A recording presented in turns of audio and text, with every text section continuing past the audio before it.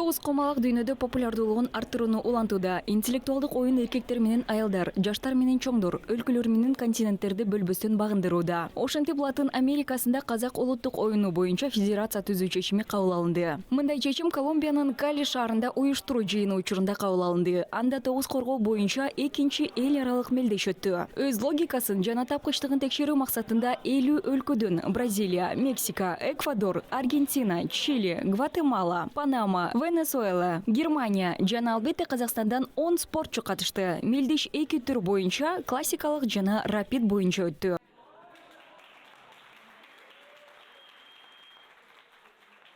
Латын Америкасында тогуз кумалак боюнча федерация түзүлгөнүнө кубанычтабыз. Бизге бул казак оюну абдан жакты. Тогуз кумалакка кызыккандар көбөйүп, бизге келип жатканына биз абдан кубанычтабыз. Келечекте көчмөндөрдүн башка улуттук оюндарын да өздөштүрө алабыз деп ишенебиз. Латын Америкасынын 25-жыл. Федерациянын жетекчилиги Латын Америкасында ачылган тогуз кумалакты өнүктүрүү үчүн бардык күч аракетин жумшоого ниеттенүүдө. Жыл сайын интеллектуалдык оюндар аймактын ар кайсы шаарларында өткөрүлөт. Мисалы 2025-жылы мелдештер Калиде өтөт.